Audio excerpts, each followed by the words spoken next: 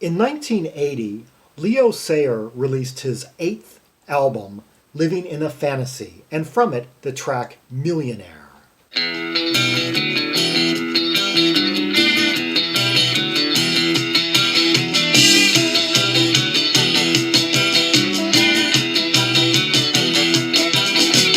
Okay, this is one of producer Alan Tarney's more twangy numbers from the period, but it's also got that kind of pastel synth touches. You can hear those keys just piping in slightly. I've got your postcard, made me lonely. I'm out of money and no one really cares. The south of France has sunny weather, pretty boats and lots of millionaires. Now you're not coming home. You like the style and you're staying here. Pretty boys everywhere you go. You lead them on and you disappear. I really like drummer Trevor Spencer's loose, somewhat damp playing on this number, interacting really well with his partner Tarney. Say you're gonna find a millionaire. Oh well, I wish you luck. We were never going anywhere. Now you had enough. You didn't wanna be going broke with a loser like me. You're a girl who's just gotta be free. And I don't think you'll ever be happy chasing a millionaire. I wonder how many pop songs had really touched upon this topic before. I can't think of a whole lot of them. It's just, it's such a simple concept that could have been written about on numerous times. It's like a couple who were kind of on the rocks, go on this vacation to like rekindle things, presumably, and the woman ends up getting, finds herself, oh wow, this is quite a gold digging haven right here.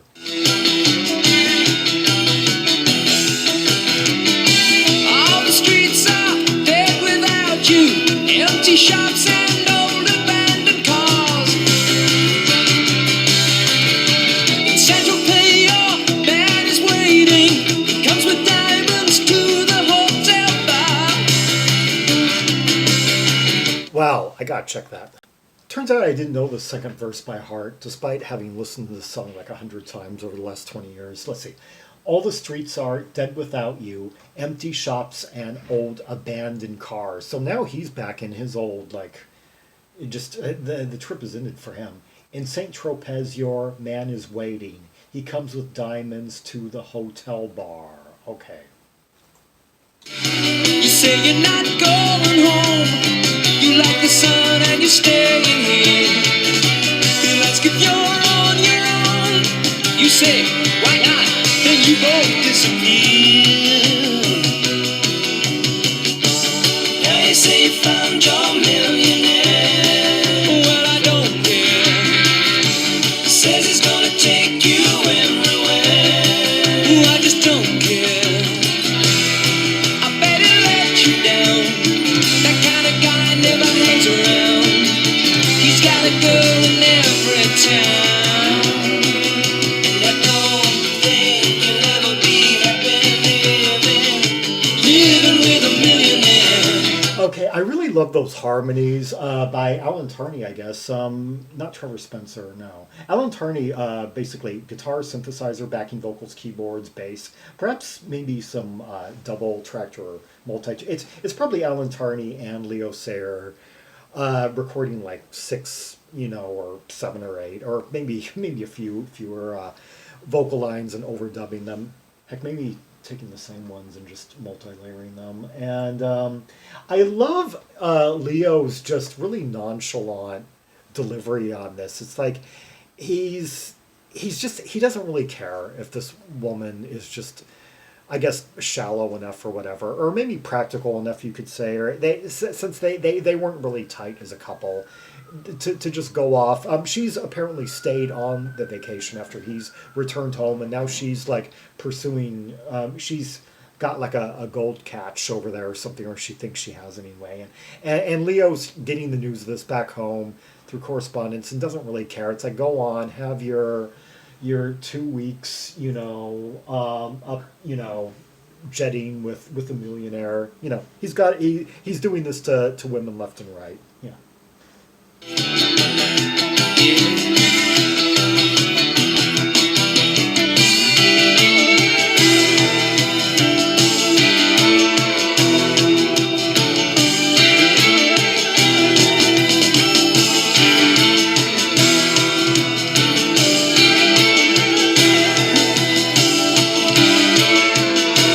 Hear that one sound, that wow, that what is causing that?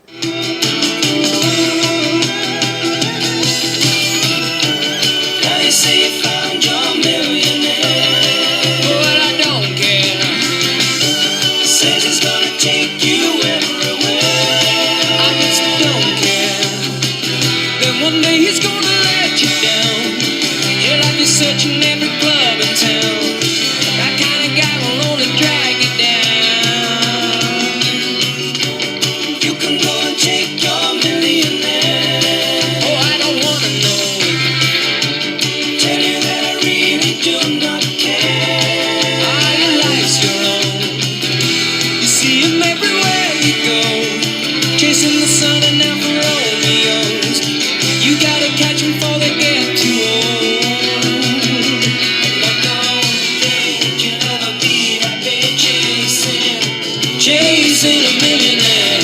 Okay, production wise, I love how this track combines some of the like more kind of like modernistic elements of turn of the 80s pop, and particularly even the nascent synth pop style, the more upbeat side of it, as exemplified by New Music, the band.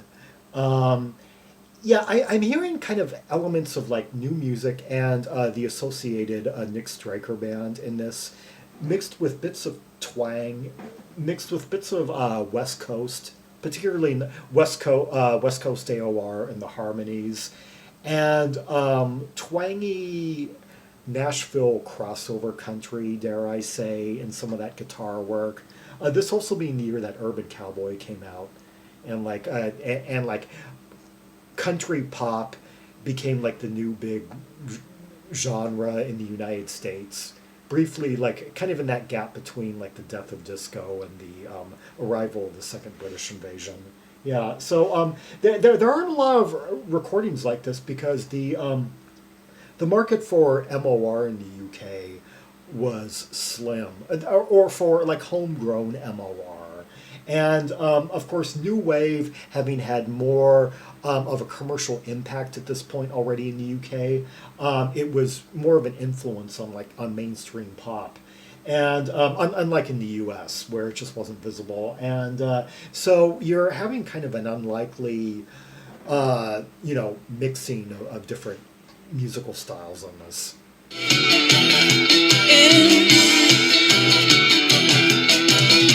Chasing a millionaire. Chasing a millionaire. Chasing a millionaire.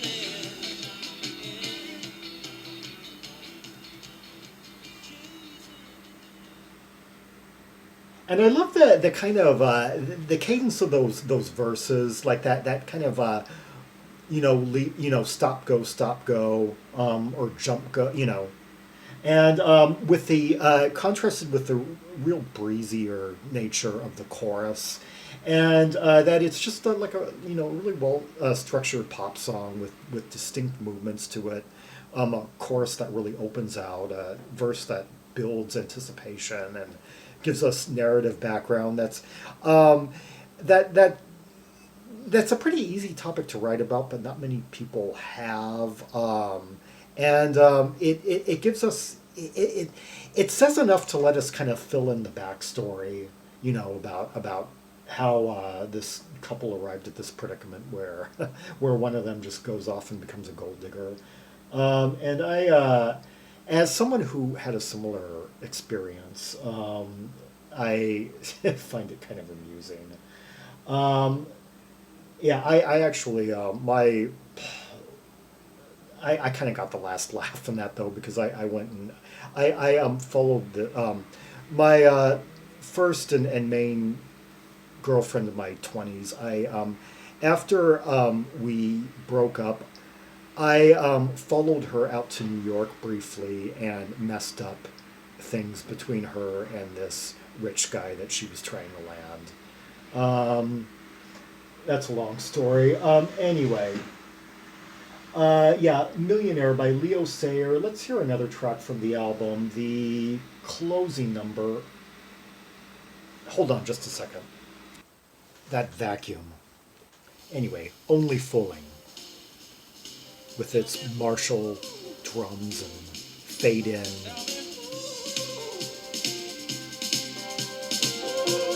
Yeah, fade in on jam. Yeah, when we're out at a friend's house, you act so precious and cool. You tell her I'm nothing special at all, just somebody who's passing through. Just somebody who's passing through. Here am I trying to tell you again, but you just don't understand. We could be something special, I know. You'd only let go, take a chance. You try it just once, take a chance. We're only, know that we are.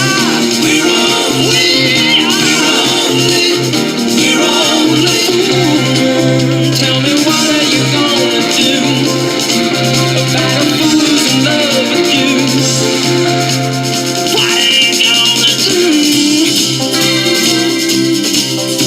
do? Okay, he was giving us some of that grit, some of that old-fashioned grit of like his first 5 albums anyway on that, and some of the ad-libbed lines. And I love it how I just click on, I just highlight the title, right-click, search Google, and on the second tab, the first return on Only Foolin is this song and its lyrics.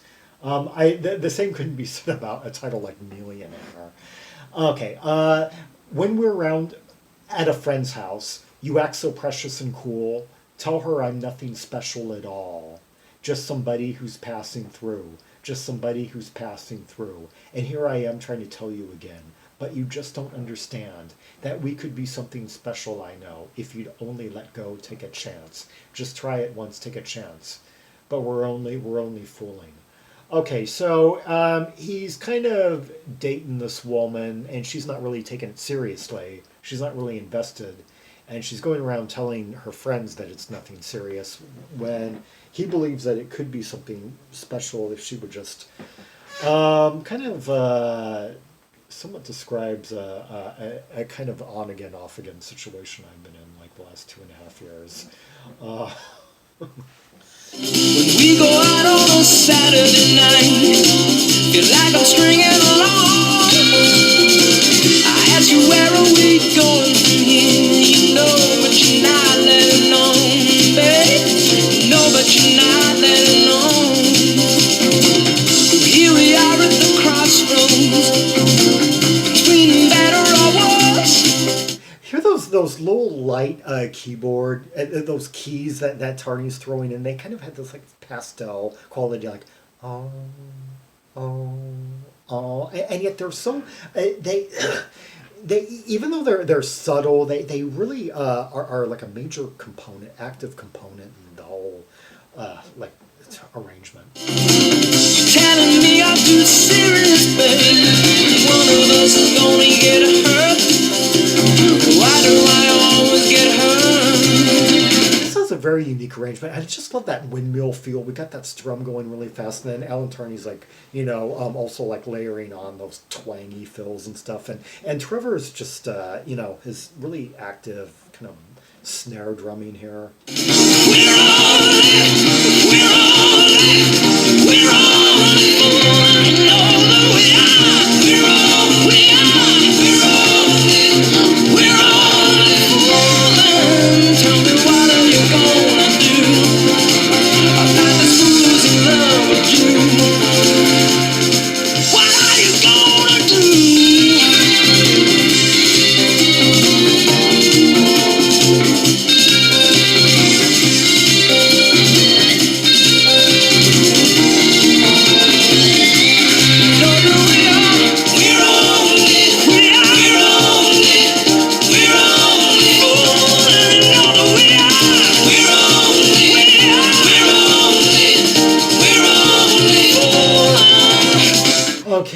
Leo Sayer just really belting it out there. Yeah, some of his best belting this side of the Thunder in My Heart LP, which was kind of like the peak of his blue-eyed soul, expressions on record. He's covered lots of territory. I mean, from pop to cabaret to folk to country to quasi synth pop, like some of this album to and to like blue-eyed soul, like that Boz Scaggs, Robert Palmer territory. And he's bringing some of that out here. And I just love Tarney. Tarney just really showing tact and taste as a guitarist, knowing what kind of fills to put in to accentuate chordal passages and such, and enhance the thematic development, like those like bendy licks he was putting in there, and the arrangements just impeccable. The way it goes on full, and then the way certain elements drop out for those layered on vocals. Yeah, just another Tarney marvel of construction and production.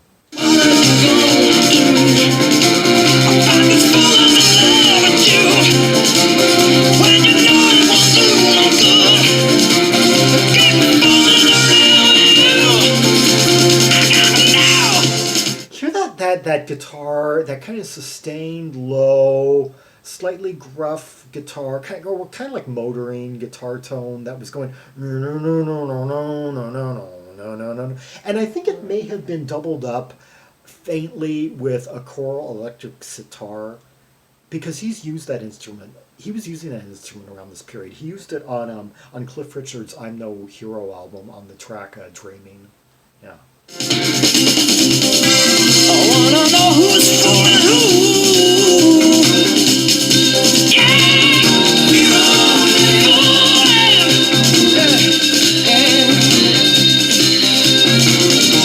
all fooling. I wanna know who's fooling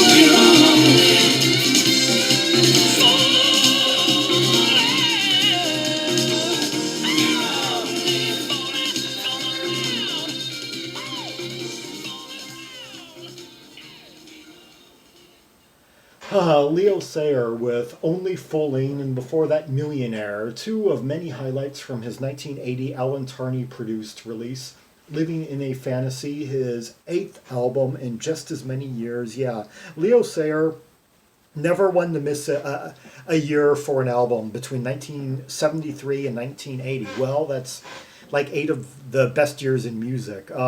He would miss 81, but 82 also, 82 and 83 got filled up. So he got all but 1 year within the best decade of music. Yeah, that being, if someone was to ask me the best decade of music, I would say kind of like fall of 73 to summer of 83. I don't know if I could get like say like maybe the day that Selling England by the Pound was released, and up through the day that Kissing that Color by Numbers was released. Yeah, I wonder if those were just under 10 years apart. I'd have to check, but that would be the decade. Yeah, and Leo Sayer got an album in all but one of those years. So he was active when being active really counted most in the annals of history, as I'm pretty sure they'll be concurring on in 200 years' time. Yeah, Leo Sayer, very expressive, emotive vocalist, paired with a producer who at the time was just at the peak of his craft and had a sound like no other. Alan Tarney, the same year he did this, he also did, as I said, I'm No Hero for Cliff Richard, the best album of his career, bar none. And the Barbara Dickson album for Scottish vocalist Barbara Dickson, and the year before he did one for Charlie Dore, and and he would also do a subsequent Cliff Richard album, Wired for Sound, and Barbara Dickson's follow-up, 80, 81, and this coming just off the heels of Tarney, his own work, 3 albums he did with partner drummer Trevor Spencer in the Tarney Spencer Band, which put out 3 albums between 1976 and 1979. And so all this talent, like just a small list of credits, but I mean, with the multi-instrumental production powerhouse of one man powerhouse of Tarney with his partner Spencer, and Leo, up there on the mic. We only need three other hands on board, mixed by Ashley Howe, mastered by John Dent, and recorded by Nick Glennie-Smith. Yeah. Anyway, this album had somewhat of the profile it deserved. I mean, in that it had a big hit with a cover of More Than I Can Say, which was done by the Crickets back in the who. I know that the Crickets did it, but it came up. There's an interesting story behind that. Yeah, yeah, yeah. It was written by Buddy Holly's backing band and was a minor hit, I guess, back in 1960. Anyway, they were just about finished with the album when they needed one more song, and so they were trying to think of like an oldies hit that they could cover, just to give something that maybe older buyers could latch onto, or maybe just to reinvent something for younger listeners that wouldn't have known about the oldie. Yeah, they were out of their own material, just wanted to do a cover. And so Leo Sayer went back to his place, turned on the TV, and one of those oldies like K-Tel compilation commercials came on, and that was More Than I Can Say was one of the songs that just ran for like a couple of seconds, a snippet of it. And Leo Sayer chose that song right then and there. He called up Tarney. Tarney may have been with him on this actually. They went to the record store, bought the recording, bought the record that afternoon, learned it, and the recording of their version was complete by that evening. Yeah, Alan Tarney really got things done. He was like a hands-on guy. Once once he knew that he was going to be producing and playing on a song, he just had to have his hands on everything. It's like when he worked with Squeeze on Annie Get Your Gun, he I guess what he took the song and they had a demo of it, and he took that demo and recorded the entire song himself, and then contacted Chris Difford and Glenn Tilbrook and said, all I need is you guys to do your harmonies, and we're done. And they said, wait a minute, I thought you were just going to produce us and while the band performs. And he's, oh no, it's done. I just need your vote. One of those, that's kind of why some of these producer guys, these hands-on producers like him, like Tarney and Giorgio Moroder, tend to work better with vocalists than they do with bands. Like Giorgio Moroder didn't even want to work with Blondie. Surprise, surprise. He wanted to do "Call Me" with Stevie Nicks, but contracts prevented them from working together.